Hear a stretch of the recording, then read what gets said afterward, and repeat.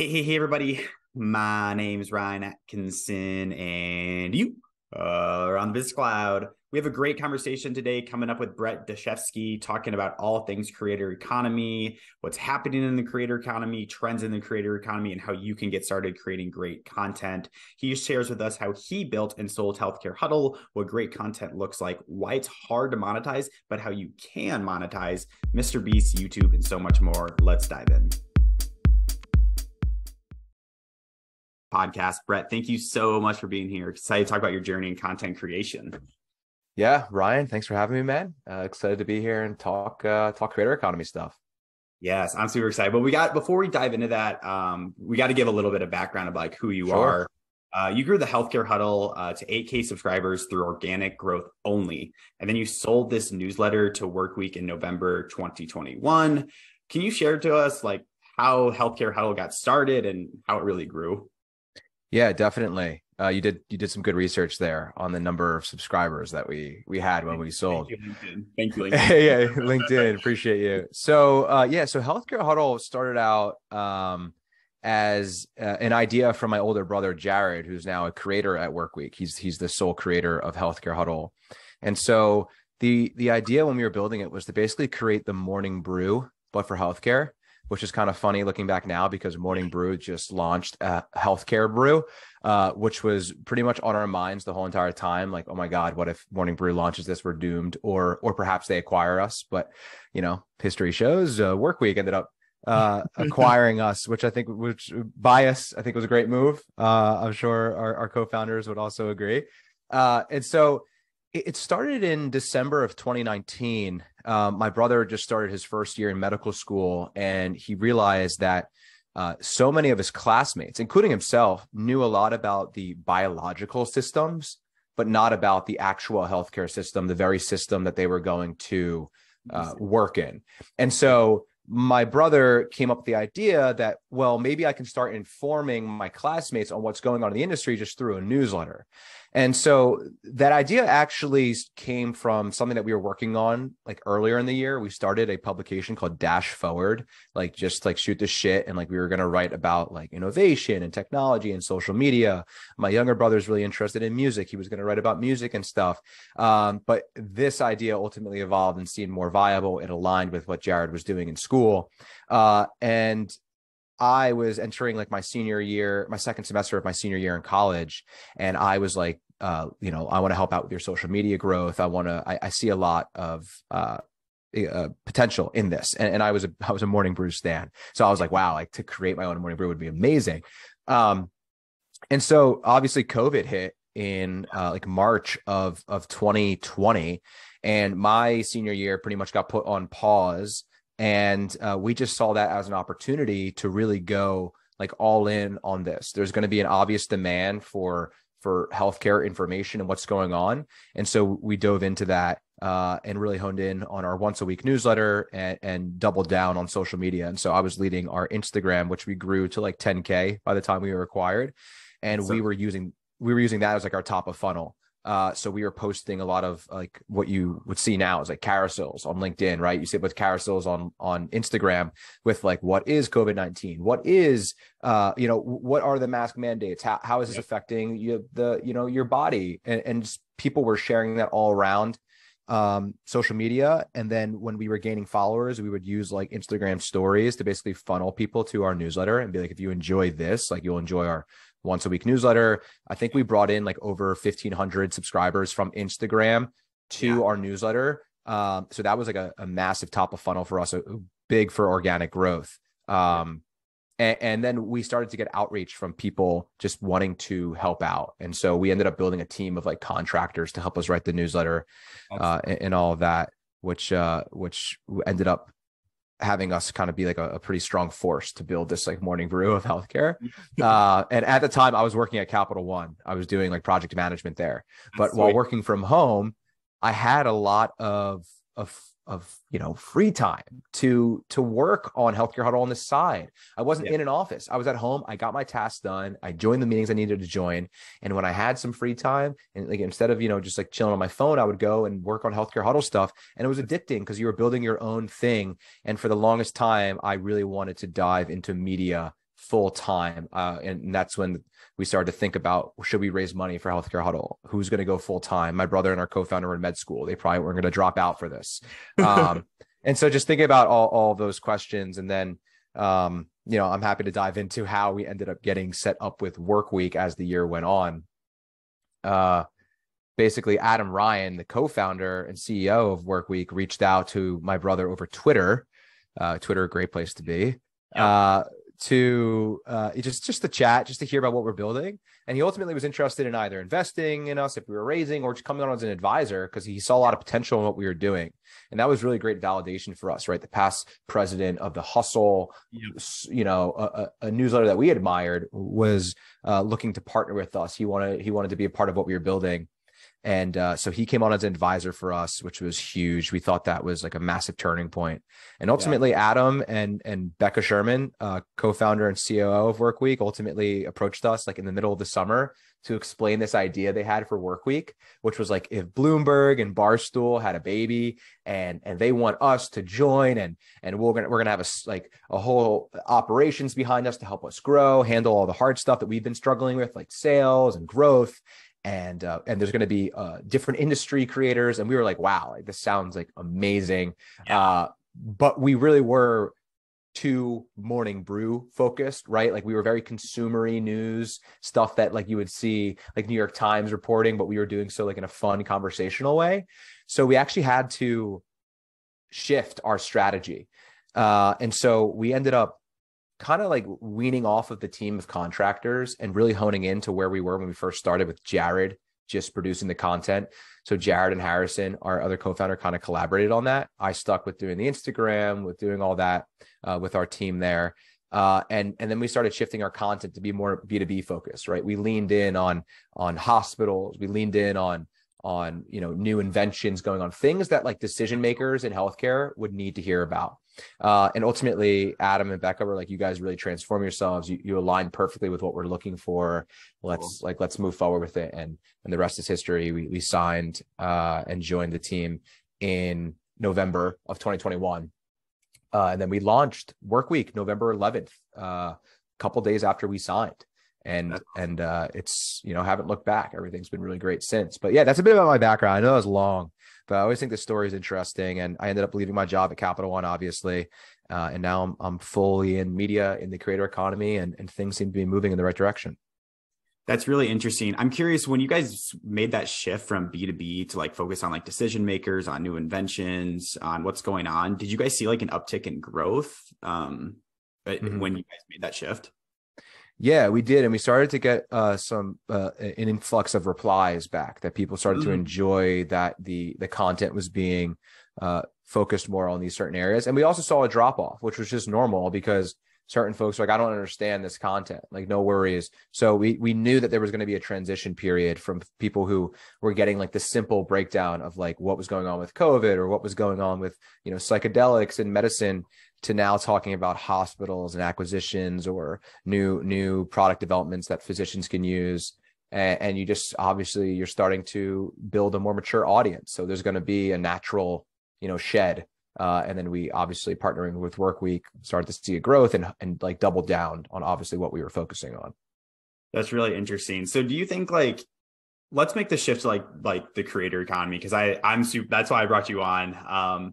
So you made this really shift to focus on the creator economy, and like, in your own words, before we get into it too much, how would you describe the creator economy in like 2 paragraphs or a paragraph? I think even in a couple of sentences, the creator economy is really just individuals who are leveraging their creative skill set to produce content mainly on the internet and are monetizing that creativity. I think that's like probably the simplest way that I could put it out there. And I think it's important to remember, creator economy doesn't just encapsulate like content creators that are like writing or filming content or recording content like we're doing now. There's also people like Roblox that are like creating games. Like they too are part of the creator economy. They're leveraging their creative skill set to just make money on the internet. And I think that's really what it comes down to. But I'd probably also throw in there like leveraging your creative skill set to build community, leveraging your creative skill set to promote change. Mhm. I think those are all important motivators because at the end of the day, not every creator's main motive is making money. There's a Yeah. lot more to it that may be a bit more intrinsic, like building community, like promoting change. Yeah, that's how like I view my podcast is like obviously someday I want to make money doing this. But Hmm. like to me, it like still is like a creative like endeavor of like, oh, I'm doing something like creative. Like I did get to create a bunch of assets. Like I get to have like these fun conversations. And I don't think enough people realize that like, yes, you can make a lot of money and like there are different ways to make money in the creator economy, but like it really at the end of the day is just exploring your creative interests and then actually publishing it. Yeah, 100%. And you get to meet really interesting people. Yeah. Like I admire creators who have podcasts like you, and like you're doing that outreach. So you're learning how to like cold DM Yeah. people, and you're learning the processes of like making it easy for them to come on, and then like researching and all that. There's like a lot you can learn, which is why creating is also like a really solid side gig to start, because like you're gaining all these really great entrepreneurial skills. And then obviously the hope is that you can create full time. And fortunately, the creator economy has become a thing where it's like an actual viable path where you can make money doing what you genuinely love. And that is just, putting your creative skill set and curiosity to use. Yeah, and that's actually a great transition because I have a stat here from Linktree that said 59% of beginning creators haven't monetized their content yet. So I got to ask, one, what's so hard about monetizing like your content? And then two, if someone wanted to monetize their content, what advice would you give them? Yeah, good question. I think the first bit of what, if you're looking at like what are the two maybe like inevitable or like uncomfortable truths of creating, I think the first is that creating content is really, really hard, right? Yeah. You know that from experience. It's really difficult. But what's even harder is monetizing. Yeah. And so that as that stat says, it's incredibly difficult to monetize, and a good portion of creators aren't monetizing. Um, and it's because it's difficult. And what makes it difficult, I think, is that one, it requires you to like kind of understand how to sell. Yeah. And there's going to be a lot of trial and error there. We dealt with that at Healthcare Huddle when we started to sell ads, and we realized how difficult it is. You you basically need to have an attractive audience that an advertiser wants to get in front of, and Yeah. you have to be able to sell that to that advertiser. Um, and so I just think the aspect of figuring out how to sell is difficult, but also the consistency of it, because it's very difficult and tiring. And it's like, how much time in a day do you have to actually sell and to be doing outreach? And it's like, what do you want to focus on right now? Is it creating content? Do you want to devote your time to creating content, or do you want to devote your time to selling? And if you split that, then obviously something is going to inevitably suffer. So your content may decrease in quality because you can't put as much time to it, or you start to move more to creating content and then you sell less, or you don't sell at all because you can't really devote all your time to it. So I think that's really what it comes down to. And then that's why you're seeing the rise of these companies like Workweek or like a Jelly Smack that are helping creators to monetize, and then Beehive, which is a newsletter platform, creating like an ad marketplace to help connect you with brands and helping to facilitate that. ConvertKit is helping their like top creators to sell ads and like taking that burden off their shoulders, because creators are really good at creating. They're Yeah. not always really good at the operational side of stuff, which again is what we at Workweek really bring to the table, is this operational expertise. So pairing with the best creators with the best operators. If I was a creator looking to monetize, how would I go about it? That's what you're asking. Yeah. That's why I Um, want to know. yeah, How do I do this? I Tell know me. it's very difficult. So from just what I have observed, I think just like doing research Yeah. on how people have approached selling, I think a lot of creators have been very open about sharing their, quote unquote secrets on how they've approached to make their first 10K, make their first 50K, whatever it may be. A lot of great Twitter threads out there. I'm sure there's a lot of great newsletter articles or Medium Yeah. articles. So I would just like look at that. Because like we're a couple years into the creator economy, there's a ton of resources for that.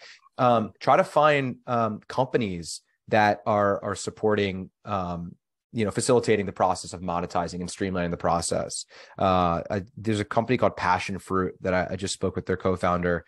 They're building something really cool to help creators monetize, and like building out like a marketplace, and they streamline everything. So just finding those platforms being sure to look at like what the terms are, right? Like how much are they taking, but trying to make things easier on your end. So I think it really just comes down to some research and then practicing. So like doing that cold outreach about finding a podcast sponsor. You probably will get a lot of no's. But from each of those no's, you then start to maybe tweak your messaging to each next person until something ultimately hits, and then run with that. Try it again and just keep iterating. So same idea when it's just like press publish, right? Publish over perfect. Just send the email, reach out to the person, reach out to the company. And if it's a no, okay, as your podcast keeps growing, Ryan, come back to them, be like, hey, we've actually grown to 10K more listeners, right? And I think ultimately something will click. So it's a lot of trial and error and just getting your hands dirty. That was actually that's like my follow-up question to that is like, how early, like, do you monetize? Like, is it when you have 10,000 listeners? Can you do it earlier? Or like, when's a good time where it's like, you know what? I feel like I'm going to monetize now. Is there metrics like you should look at? Right. I wish I had a better answer there as it pertains to like podcasting specifically. I think what we're seeing and just what I've observed is that it really depends. Like, you could immediately launch your podcast and it blows up because I don't know, you had maybe you repurposed something to TikTok and it did really, really well and it blew up and started to get an influx of listeners, and those listeners came back for another episode. I mean, you could be a month into podcasting and be like, I think I can monetize this. But I really think it depends. It also depends on your bandwidth. I was talking to Trung Fan, who big creator on, one of Workweek creators. He's a creator of the Not Investment Advice podcast with Jack Butcher. I'm forgetting the other co-host, but he was talking. He's like, we've been doing this for like maybe like over a year now or something like that. And he's like, we haven't even monetized. Like, we just haven't thought about it. Right. Like, I think some people just love the process of creating. Obviously there's other income streams that like make it not as maybe as much of a priority to monetize, but I really think it just depends on what your priorities are, what your bandwidth looks like. And then when you feel it's time, just like shooting your shot. So I wish there was like a more of a playbook. I don't think there is, but there are some, like, generally, if you have 1,000 listeners, per week, that like you'd be in a good spot to monetize. Once you hit 10,000 newsletter subscribers, you'd be in a good place to monetize. But again, it depends on how niche the audience is. So just a couple factors come into play there that you need to, ensure that you're thinking about. Yeah. So when you are starting something, do you want to start with like a really niche audience, or does it want to be like a broad umbrella? Because that's one thing that I'm currently considering. I've been doing this for 2.5 years, but like mine is like so entrepreneurship based where it's not very narrow. And it's like, maybe I should just narrow in on like creators, or like narrow in on like people that are building businesses in healthcare. What advice would you give to someone that's considering, should it be narrow? Should it be an umbrella? Yeah. Again, I think it depends on the platform you're creating on, but if you really want to build an audience that you can monetize, it's important to have a focus. And I think, like this, as the saying goes, like, go niche or go home. So entrepreneurship may be really, really broad, but it may be a good place to start as you're just like learning, where should I refine, right? Like, again, just press publish. Then you'll figure out your niche. And you'll maybe start to realize like, oh, I'm really interested in talking to people in the creator economy, or I'm really interested in talking to maybe like fintech founders. Then you can start to lean into that. And then this podcast becomes very specific towards fintech folks or people in finance. It becomes very specific towards creators or operators in the creator economy. And now you have a very specific and niche audience that you can then monetize, right? You can get specific advertisers because you know your audience. When your audience is just like entrepreneurship, I mean, that could be a range of people. It could be doctors, it could be creators, it could be baseball players, right? Like, just to name a couple professions that could fall under entrepreneurship.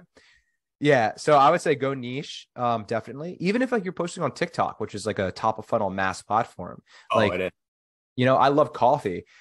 And if like I want to start to monetize my TikTok, I could start to make like coffee videos, like me creating my coffee, right? Like, and then you maybe start to get like I don't know, Emma Chamberlain's coffee reaches out to you, Chamberlain Coffee, and they're like, hey, we would love for you to like use our product and promote it and whatnot. And why? It's because I have a very clear audience of coffee drinkers, as opposed to being the beverage guy. Well, what beverages do you promote, right? You're promoting alcohol, and it's like, so I think going niche is important, but it's also, you don't over stress on niching down when you first start creating.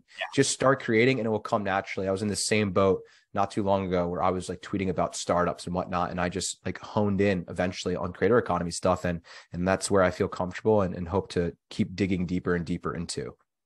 Yeah, that's what I really like. So everyone really, like everyone that I've had on this podcast has been like some sort of like entrepreneurship realm. But then I had an author on, Dr. Nate Zinsser, like two podcast episodes ago. And I was like, wow, like that was like so refreshing and like just so different from like anything I've ever done.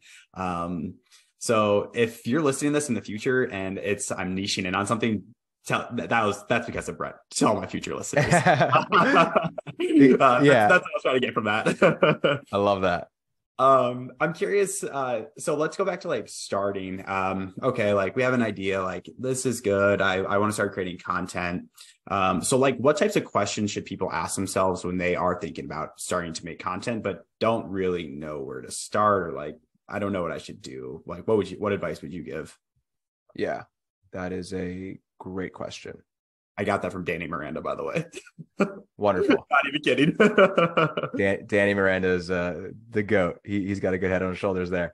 I think so when you're just starting to create, I think it's important to figure out obviously what it is that you do want to create. So like, do you want to dive into podcasting? Do you want to dive into just first creating on TikTok? Do you want to just start tweeting a little bit? And then I think asking yourself, like, one, maybe like, what are you interested in? Mm-hmm. I think it's important for creators to be interested in what they are creating, because if you see yourself doing it for the long term, well, you better enjoy doing it. Don't just create about startups because it's something that like you see has worked for other people. If you don't like, writing or just producing content in general on startups, then you're going to burn out and you're going to hate what you're doing. So I think just really honing in on what are you interested in? Like, what do you find yourself searching on the internet most? What do you find yourself pausing to read about? And just exploring your own curiosity. That was like with me, I was like, I find myself always thinking about like social media and platforms and how creators are doing that. And I don't know how creators are growing and what unique things they're doing. And I'm like, that I should just be sharing my thoughts on that. And the moment that I got that like in my mind, I felt more and more comfortable sharing about it. Right. I beat that like imposter syndrome, because I'm like, I enjoy this. And like, whether or not people are consuming it or not, I enjoy writing about it and putting it out there. And then ultimately people like you and other folks who have seen my content on LinkedIn and Twitter come across that. And then from there, you can start to maybe be like, where can I expand? Right. Like you maybe have a podcast currently, keep honing in on the podcast, but then you may be like, I'm going to start a newsletter now. Or I'm going to start to repurpose the content onto YouTube and YouTube Shorts, and you start to expand where you're distributing your content and you reach new audiences. There's an interesting thing from Alex Lieberman, co-founder of Morning Brew. He tweeted about like 5 questions to build a loyal audience. I think this is also an interesting bit for what questions to ask before you start. And the first one is, what problem am I solving?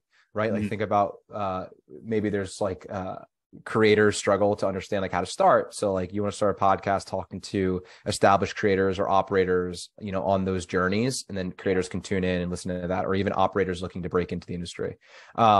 The second question is this a problem I'd enjoy solving for a long time? That goes back to what I said about, is the topic that you want to write about something that you enjoy working on and figuring out? Exactly. The third question is, who is the exact person I'm creating for? Right. So we talked before we went live here about like who you're creating content for. That's like 20 somethings that are interested in entrepreneurship. I mean, that's like phenomenal focus there. And like how to hone in on that.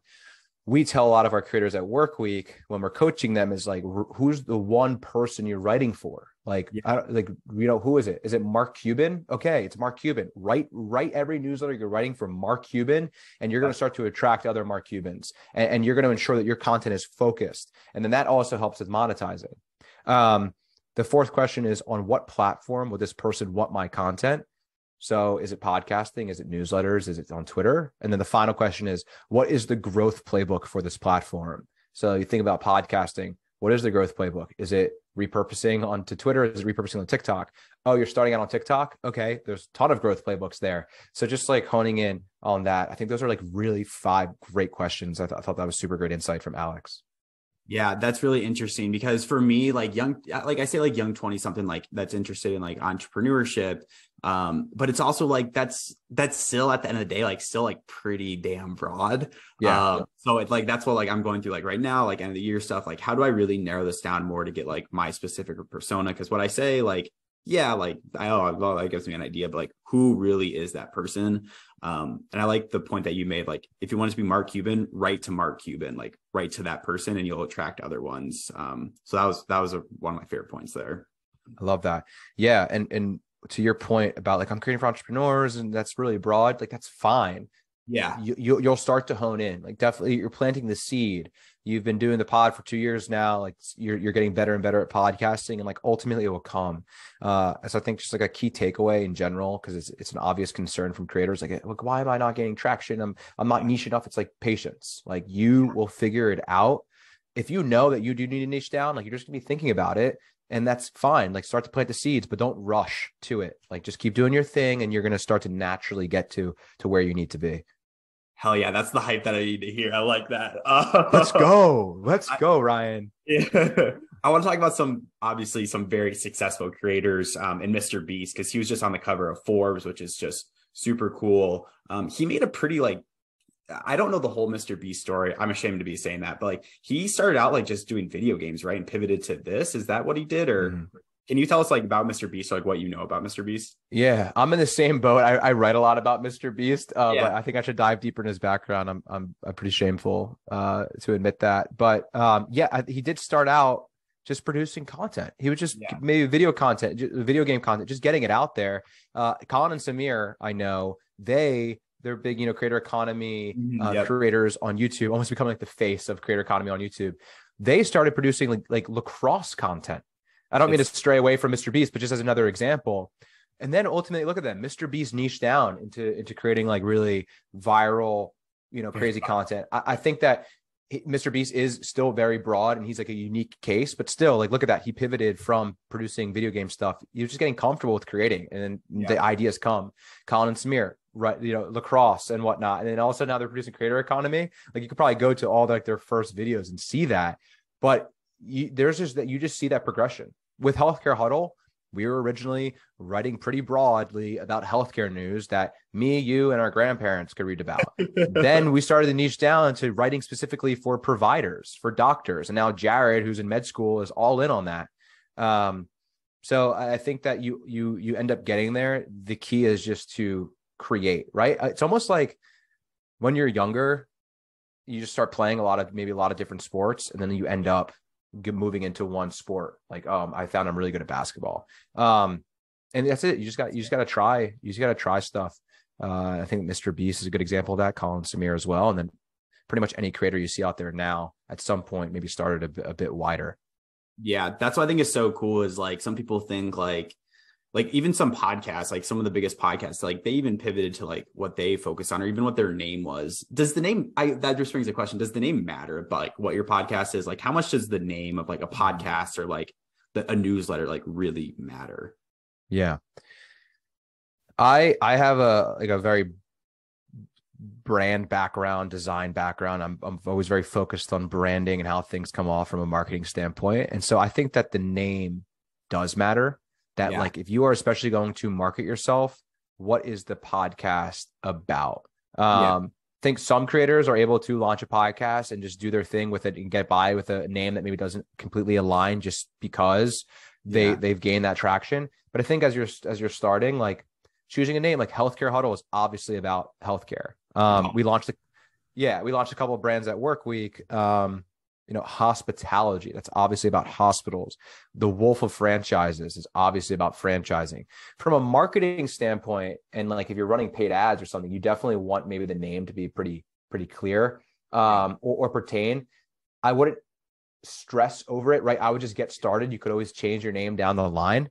But just think about if someone came across your podcast, just the cover of it, or if someone came across your newsletter and they saw the name, what does the name mean?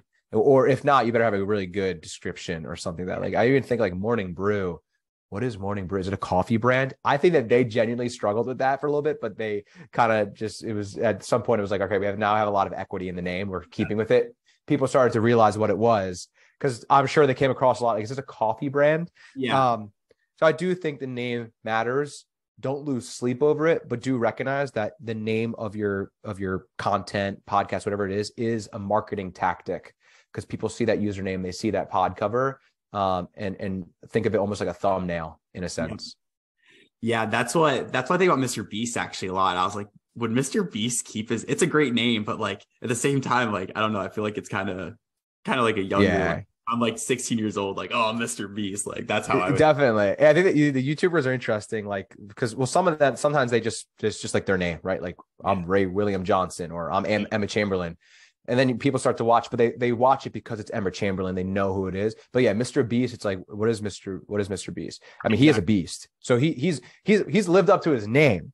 But you think you make a good point. I think sometimes it pertains more, maybe if you're launching a podcast or a newsletter, or even a YouTube channel. Like if you're making a YouTube channel about content creators, maybe you want to call it something that pertains to creators. Yep. Or you can go full fledged. Like I launched Brett Dashevsky, and Brett's the creator guy. So I think TLDR, name does matter. Don't lose sleep over it though. Just press publish. That's something to keep pumping. And then the name will come to you. Maybe you find a better name. You're like, okay, I'm going to rebrand to this. And hopefully it's not when you have 1 million readers and you can change the name. I love that. The question that I'm thinking of, like, okay, so I pressed publish a bunch of times, and like, oh, like I'm not seeing traction yet. What is like the hardest part of making engaging content that people want to consume? What is the hardest part of making engaging content that people want to consume? Yeah, I mean, I think in general that's a challenge that all creators face. Like, and then especially if they put a lot of work into content and it doesn't take off. I've definitely experienced that with like writing a thread on Twitter, and like it just gains no traction. I'm like, damn, I thought that was going to be like a hit. Yep.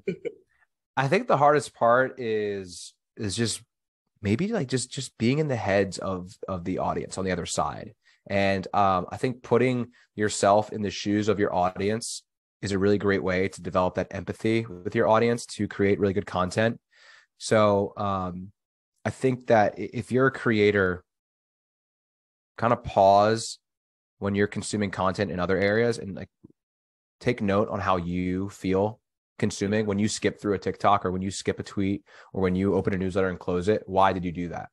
And maybe study that, like, because they didn't have captions that were big enough, right, on the TikTok. Okay, well, when you create TikTok, try that out. Try the captions and see, if that works. So just like noticing these nuances, I always do that. Like when I see a tweet thread and I skip it, I'm like, it's just the hook wasn't good enough. So when I go to make a tweet, I try really hard to nail down the hook. So I think the hardest thing is just developing that empathy for who's consuming it on the other side. Yeah. And sometimes creators can be like really in their own space a lot, like producing in a vacuum. And they think that because they dove into a rabbit hole on a topic that everyone else is interested in it, but they're just not. And so I think just maybe sometimes separating yourself from your content to give a little refresh helps you create more engaging content. But also just taking note at how you consume, because if you're a good creator, you're likely a good consumer. Yeah. And so take note of that. Like, for example, Mr. Beast like studied thumbnails and whatnot. So he studied maybe what would drive the most engagement. I'm not saying you need to be as crazy as him, but do just take note on how you respond to your own content consumption. So I don't know if that completely answers the question, but I think it could definitely help out with figuring out what will be engaging content. Like, oh, this is going to be a banger. And then it's not a banger. That's like the biggest like ego check. Like, shit. Yeah. Yeah. I've like seen people like post that on Twitter. Like, okay, I thought it was going to be a banger and it just wasn't. Like, it's like, damn. But yeah, you just got to pick yourself back up. It's like having a bad game. Oh, yeah. Or even reposting that content later down the line, and you realize maybe it was a timing thing. Like I posted this over Christmas. Everyone was kind of like low key, but then I posted it, in February, and it popped off. You start to see that, or your audience changes. So just a lot of trial and error, another theme of this conversation. That's actually one funny comment because I'm starting to get into TikTok now. Like I was like just repurposing my podcast, but I was like, okay, that's just like too like pitch slappy. Like I need to actually like create like better engaging content. So I like created a content about like Jewel, like a story about Jewel and like how Altria like paid like $2 billion for cash bonuses for Yeah. Jewel, and then out, long story short, but that actually ended up getting about like 3,000 views on TikTok. I was like, hell yeah, like I hit a thread, like I know what to publish now. And then I just published one about like Amazon and the minions and how like the minions changed how Amazon operates because of like a faulty thing. Check out the TikToks if you're listening. Yeah. But I got like 300 views. I was like, damn it. Like I really thought I had something here, but it is picking yourself up, and it really is trial and error in the creator economy. Yes, that's why creating is difficult, and there's a lot of mental obstacles you have to get over. So as a creator manager and at work week, like just trying really hard to work with the creators who do feel that sense of like, why did that not pop off? I'm feeling burnt out and whatnot. There's a lot of challenges that go just beyond creating content. There's also the challenges of self-doubt, imposter syndrome, getting paying too much attention to the numbers, you Yeah. know but numbers are important because it helps you maybe like leverage data. But if like every time you see 300 views and all of that, it's like getting down and comparing it to that top video is tough. There's an anecdote from Mr. Beast. He launched the Squid Games video, I think Yep. it was. And it's like one of his most popular videos. It like performed so well. And Reed, his manager, I think was saying that like after that, Mr. Beast was like, I can't create like the next thing. It's just nothing's gonna be as good as that one. And I think he started to actually his cadence like dropped a little bit because he thought that like I need the next video to be Yeah. even better than this. But the reality is you're gonna have pieces of content that pop off. You're gonna have those, headline pieces, and then you're gonna have ones that don't. No different than an artist having a hit song and then their other songs aren't as good. You just got to keep creating, and the more you put out there, the more you increase your chances of luck, of something, reaching the right people and gaining that virality. I love that. Press, publish. That's all you need to know. Press, publish.